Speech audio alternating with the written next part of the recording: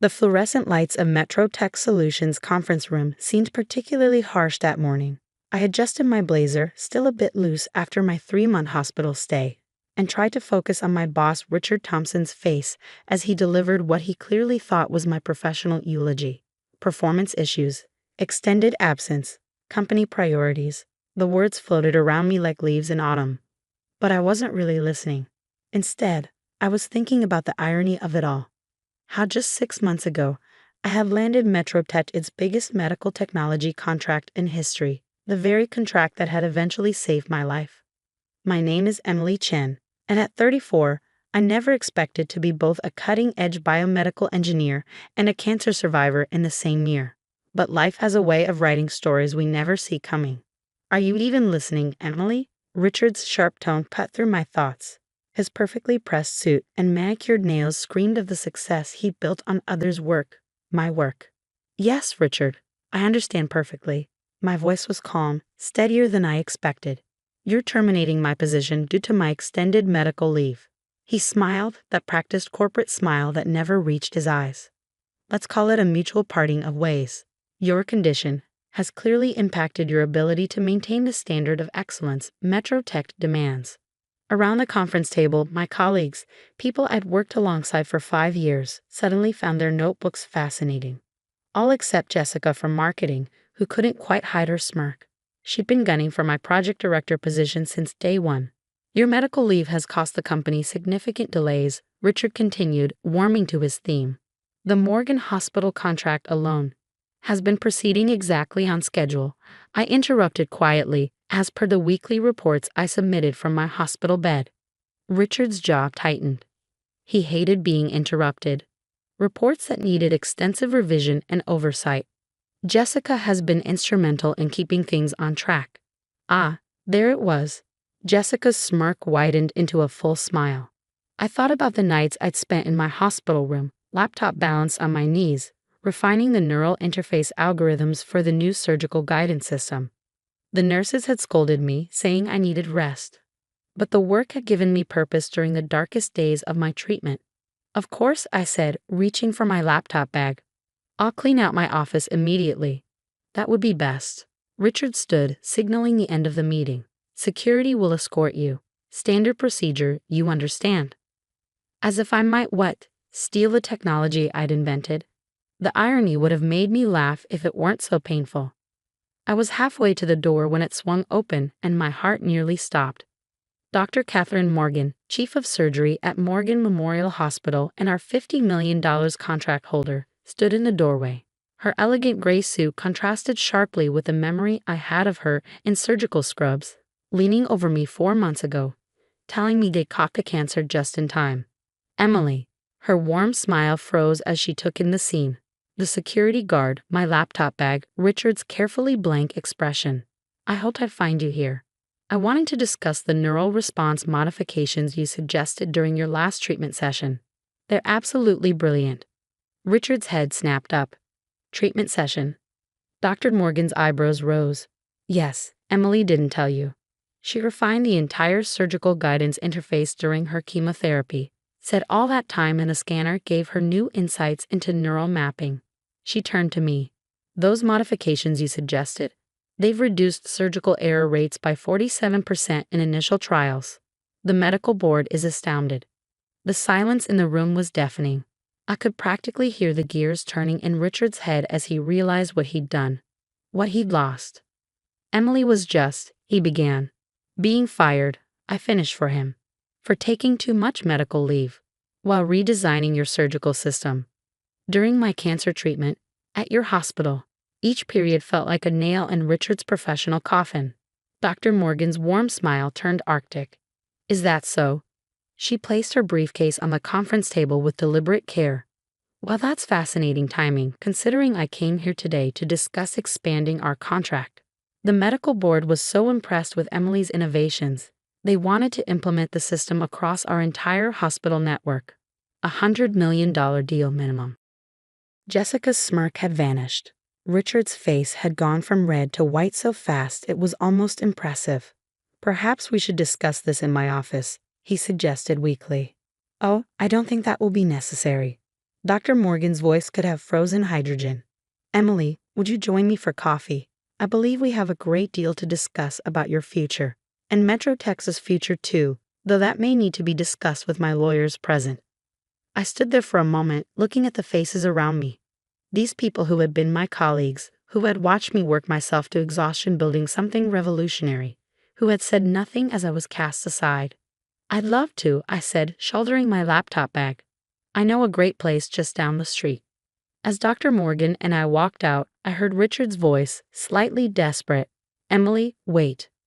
But I didn't wait. I didn't look back, because sometimes the best revenge isn't about getting even. It's about moving forward, about taking your brilliance somewhere it will be truly valued. And as Dr. Morgan and I stepped into the elevator, I caught a glimpse of myself in the mirrored walls. I looked different than I had 6 months ago. Thinner, yes, but also stronger somehow. More certain. You know, Dr. Morgan said as the doors closed, I'm not just interested in buying your technology. I'm interested in building something entirely new, something that could change medical technology forever. She paused, studying me. How would you feel about starting your own company? I smiled, thinking about all the ideas I'd sketched out during those long nights in the hospital, ideas that went far beyond what Metro Tech could ever envision. I think, I said carefully, that would be exactly what the doctor ordered. The elevator doors opened to the lobby, and with them, opened the first chapter of my new story. Richard and Metro Tech were already fading into the past, becoming nothing more than a reminder that sometimes our worst moments can lead us to our greatest opportunities. But this was just the beginning. As Dr. Morgan and I walked out into the bright morning sunlight, I knew that the real story, my story, was just beginning to unfold. 6 months after walking out of Metro Tech's glass doors, I sat in a very different conference room. The furniture was secondhand, the walls needed painting, but the energy in the space crackled with possibility. Around the table sat my newly formed team, brilliant minds I'd handpicked, people chosen not just for their expertise, but for their integrity. The initial trials at Morgan Memorial are exceeding all expectations. Dr. Sarah Wong, my head of clinical research, reported. Her eyes sparkled with excitement as she pulled up the latest data. The enhanced neural mapping system is showing a 63% improvement in surgical precision.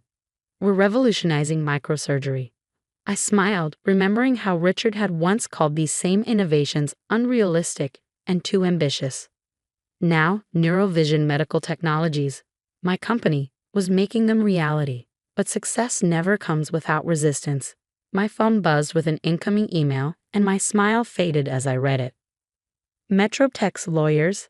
Asked Michael Torres, our legal counsel. He'd been handling the increasing stream of threats and challenges from my former employer. I nodded.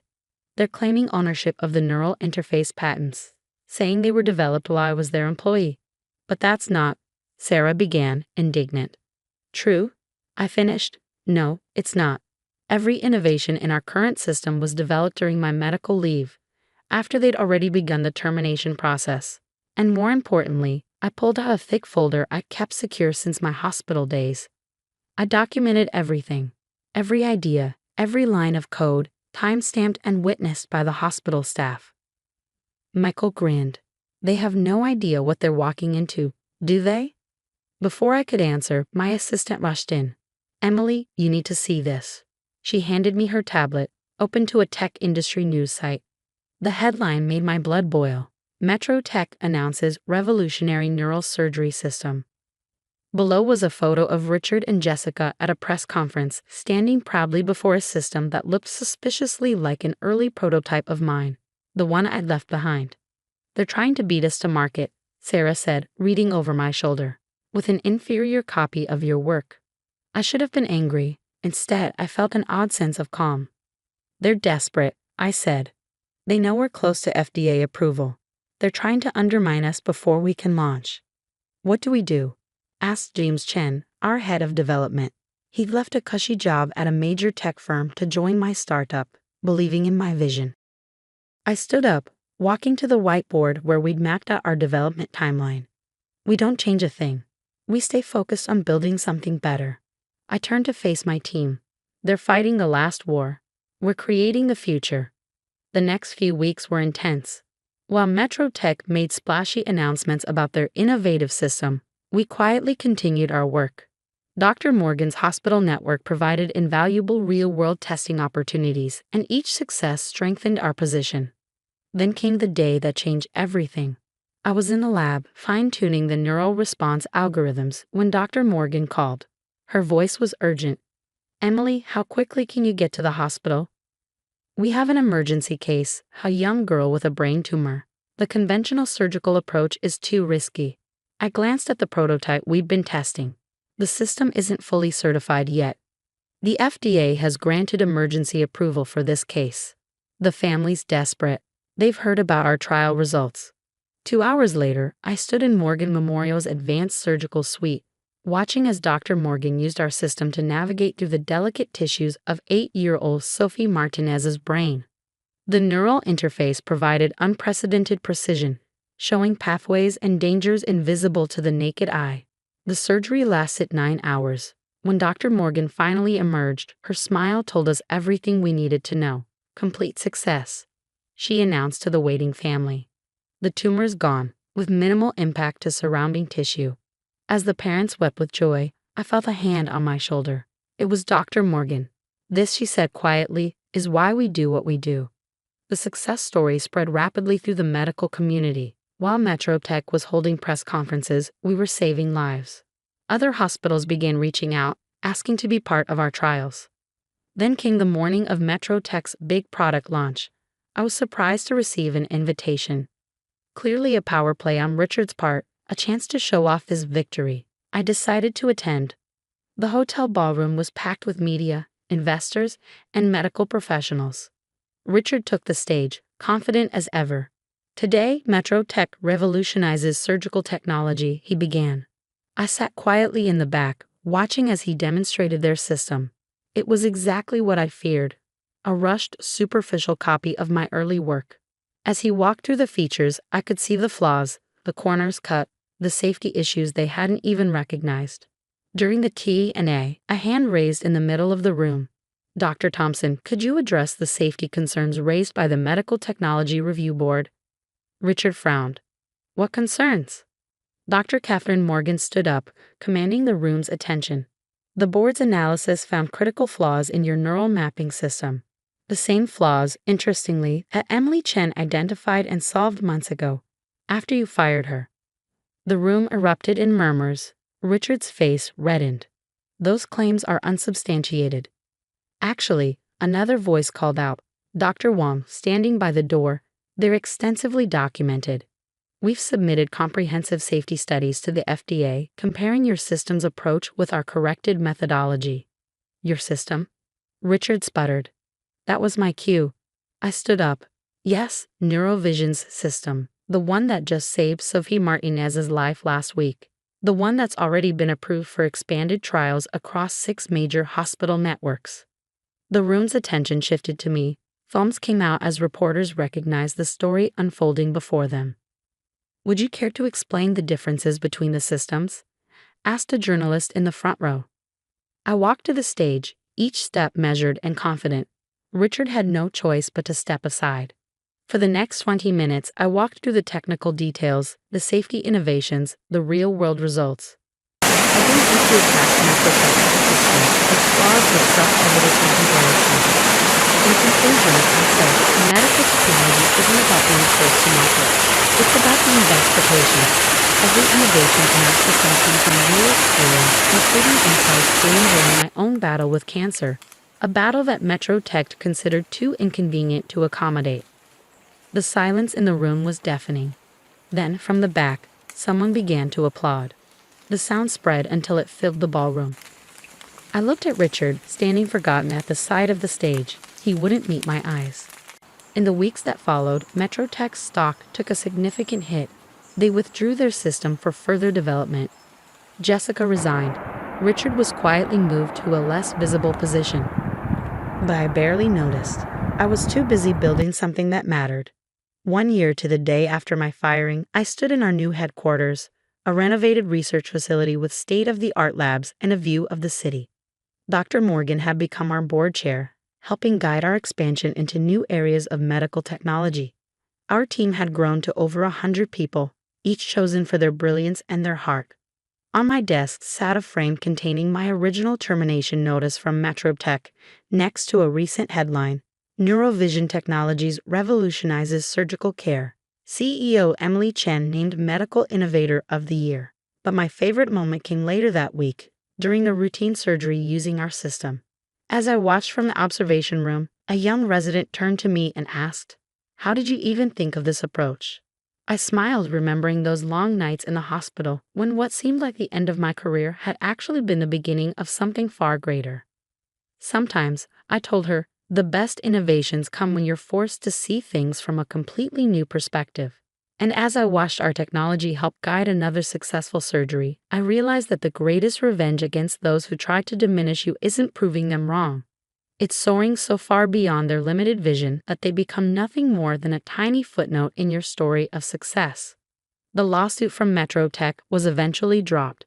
They couldn't fight against the overwhelming evidence and public opinion.